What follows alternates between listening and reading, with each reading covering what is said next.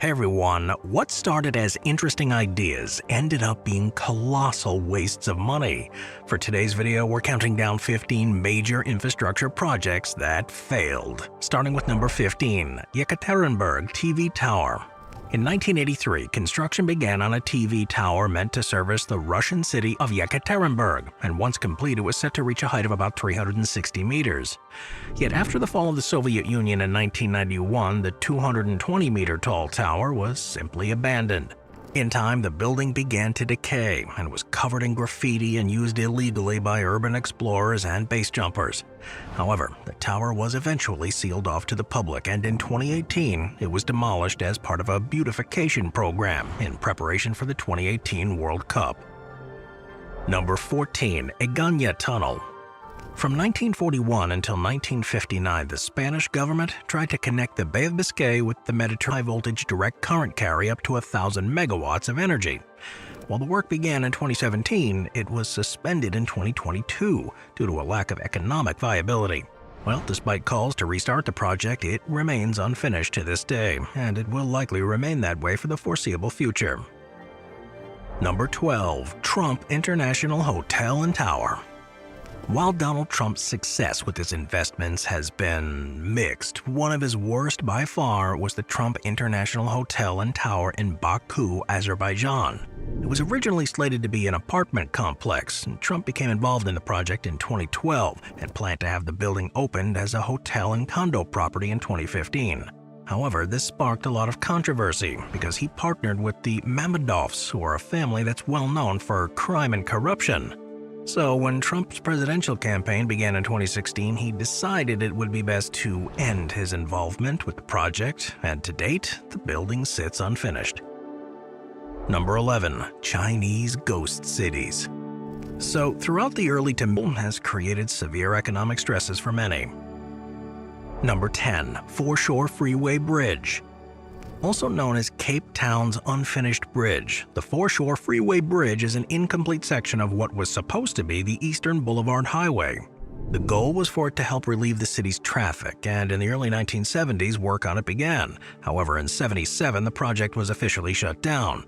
While this was likely due to lack of funds, no official explanation was given at the time. This gave rise to several urban legends. One of the most popular is that a disgruntled shop owner refused to sell his property. This in turn made building the bridge impossible and halted construction. Another is that the design team made a calculation error, making it impossible to link the two ends of the bridge. Yet, no matter what you believe, and what is clear is that the bridge segment has simply sat abandoned. This hasn't hoped that one day the city will have enough money and transparency to finish the project in a non-corrupt way. Number 9. The Cape to Cairo Railroad. So during the age of imperialism, there was virtually no end to British ambition, and perhaps one of the most pompous plans was the Cape to Cairo Railroad. The idea was to conquer enough territories and build enough railroad tracks to connect the pseudo-colony of Egypt in the north to the colony of South Africa in the south with a continuous line. Now, Britain was successful in attaining the colonies necessary to pull it off. After all, while German East Africa, which today is known as Tanzania, blocked the way, the British managed to get their hands on it during World War I and incorporate it into its own domain.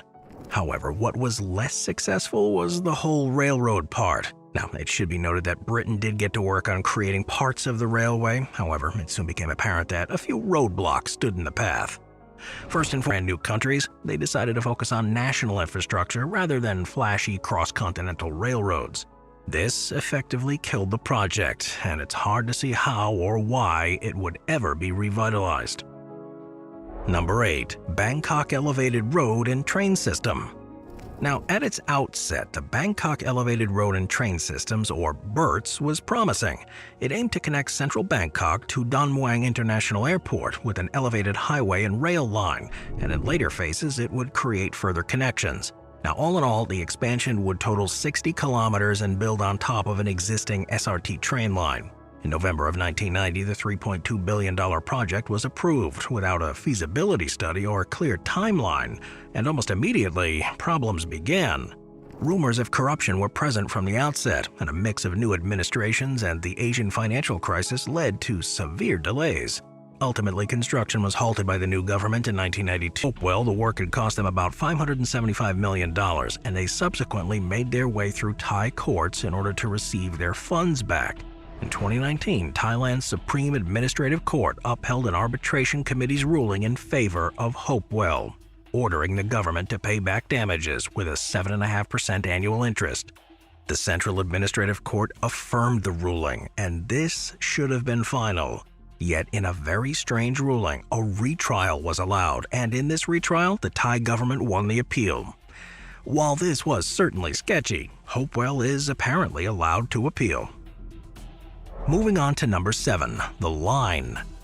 While most cities are made up of multiple buildings that add a level of character and personality to the area, the line throws those conventions out the window. That's because, as the name suggests, the line is a line. It's made up of 2 parallel skyscrapers. The entire city will be contained within a structure to draw in 100 million visitors annually. The work on the project began in October of 2021, and the city is set to be complete, as the project name suggests, by 2030. Yet the reality is that creating a city like this from scratch is a huge project, a $1.5 trillion one, according to the Saudis. Another reality is that the viability of this project sounded sketchy from the start, and now the folds are beginning to unravel. According to reports, Prince Mohammed's changing vision for the project, budget overspends, and an ever-changing roster of key staff have caused many who have once worked on the project to describe it as untethered from reality. Well, given the falling cash reserves of the Saudis, this has more or less forced them to scale back the project.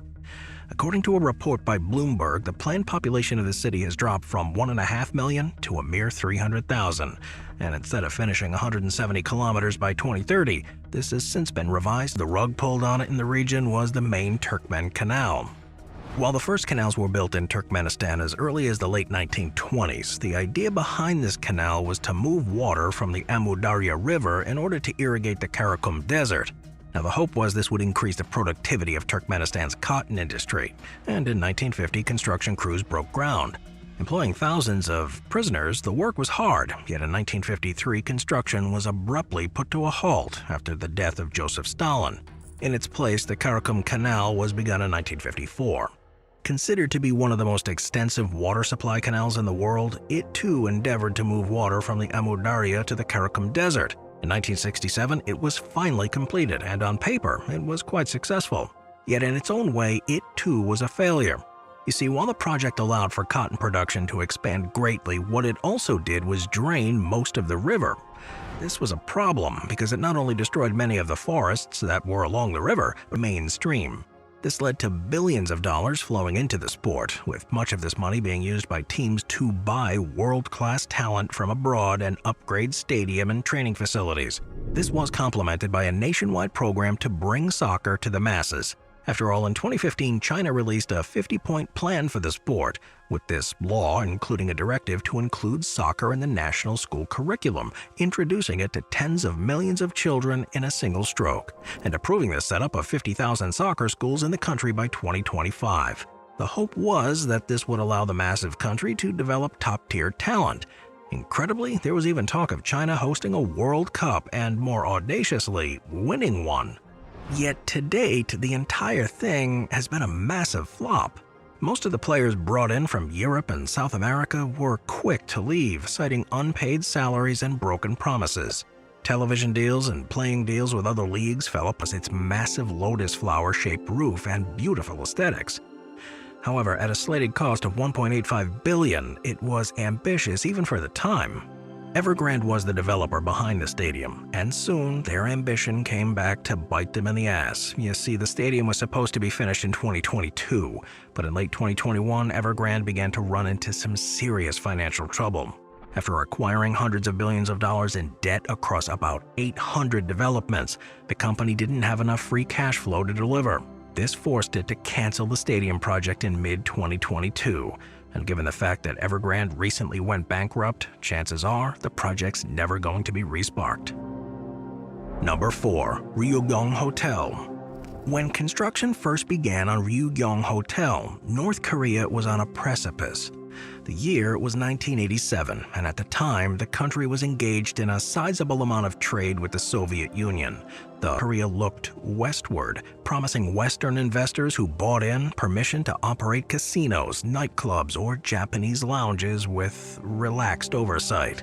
To top this off, it would all be very symbolic. After all, the plan was for the entire thing to take 5 years, with the hope that it would be ready for Kim Il-sung's 80th birthday in 1992. Then, in 1991, the Soviet Union collapsed, and almost overnight, North Korea lost its main trading partner and ally. This proved to be an absolute disaster. After all, food production and imports declined rapidly, and to make matters worse, a series of floods and droughts hit the country.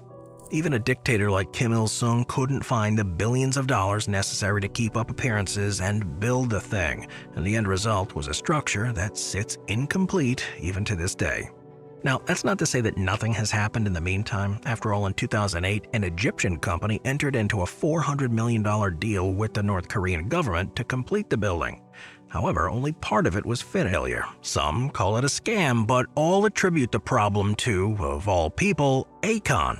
For those of you who weren't around in the mid-2000s, Akon used to be a major artist, but after making the big bucks discovering Lady Gaga and selling the contract, he decided to leave the spotlight. In doing so, he promised he would give back by investing in the African continent at large. He jumped into a slew of projects, and very soon it became clear that he couldn't live up to his promises. Yet the most notorious by far was none other than Akon City. First announced in January of 2015, his idea was to attract $6 billion of investment in order to make a city in his home country of Senegal. Filled to the brim with ambition, he designed it after the fictional superhero city of Wakanda, and in a computer rendering of the project, the vision was pretty impressive. The hope was to create an 8.1 square kilometer city with skyscrapers, condos, offices, parks, a university, an ocean resort, and a 5,000-bed hospital. Now it's frozen. In fact, according to the findings of retired federal special agent Scott Thomason, the potential framework of Akon City includes many of the trademark characteristics of fraudulent business ventures such as Ponzi schemes and pyramid schemes. Well, if that wasn't bad enough, it seems like Akon just can't get enough of the spotlight. After all, despite the glaring problems with Akon City, in 2021, a second Akon City was announced in Uganda. Now, it should be clear that Akon claims that he hasn't given up on this project. Instead, he's pushed back the goalposts, claiming that there was a 10-year timeline for the first Akon City in 2022 and a 15-year timeline for the second Akon City in 2021. Well, the things haven't gotten to the point where the situation looks truly dire, and if things continue as they have, there's a strong chance that the whole thing will simply fall flat on its face. Number 2. Golden Finance 117. When the Golden Finance 117 Tower was announced, history will know that 2008 wasn't a great year for businesses. And while there were hopes that it would be a quick upturn, the fallout of the Great Recession caused construction to grind to a halt. While work on the building resumed in 2011 and the tower managed to reach its planned maximum height in 2015, construction was once again halted after the Chinese stock market crash in late 2015. And as of 2018, there's been virtually no word on the project, and to date, it still sits abandoned. Now, it's worth noting that behind the scenes, there were a lot of things going against the tower from the very beginning. You see, Golden Properties was a publicly listed Hong Kong-based company that was a relatively new player in mainland China. As a result, it faced a lot of red tape in terms of raising funds, as it's generally the case that only established firms can start doing things right away. As a result, Golden had to fully self-finance the entire $10 billion master plan. Now, while this would have been just fine in good economic times, being hit was about as long as it takes to drive. If you're willing to shell out some big bucks, you can get between the 2 and an hour and a half by plane. However, by the time you commute to the airport and get through security, you'll have easily spent at least 4 hours of your time and have paid a few $100. Yet it didn't have to be that way. That's because for a 14-year period, the route was home to Canada's one and only high-speed locomotive, the turbo train. Looking a lot like a jet plane, the turbo train took its inspiration from a series of design studies carried out by Chesapeake and Ohio Railway in the 1950s. The design went undeveloped until the 1960s, when both the US and Canada began looking into ways to update their passenger systems. While the US were the first to test the technology, in 1996, Canada followed close behind by ordering 5 7-car turbo trains for the Montreal-Toronto corridor. These Canadian turbo trains were originally supposed to enter service by the summer of '67. However, technical difficulties with the train sets delayed passenger service until 19 wouldn't go to plan. During the very first trip, things took a turn for the worse when the locomotive struck a meat van at a level crossing near Kingston, doing little to the train but pulverizing the van. Despite that hiccup, service would recommence and the turbo trains would continue to run regularly. However, it soon became apparent that the trains faced other problems too. You see, the turbo train was powered by a gas turbine engine and it could attain a maximum speed of just over 270 kilometers per hour. However, they almost never exceeded 150 kilometers an hour, and this extended the time of the trip from 4 to about 4.5 hours. Now, if that wasn't bad enough, the trains were also unreliable. It wasn't uncommon for brakes to freeze in the winter, and even during the best of times, the engine exhaust spat soot all over the roof windows, making it difficult for passengers to enjoy the view. All these issues led to a series of intermittent suspensions, making it difficult for people to buy into the idea of using a train. To make matters worse, it was at this time that air travel was becoming more and more popular. Create a high-speed rail line. After all, now that there's an extremely lucrative flight network, the economic incentive to create a faster, greener, and arguably better alternative has greatly diminished. And until government decides to do more to make such a train line a reality, it will likely continue to take up to 5 hours to get between two cities, despite the fact that the technology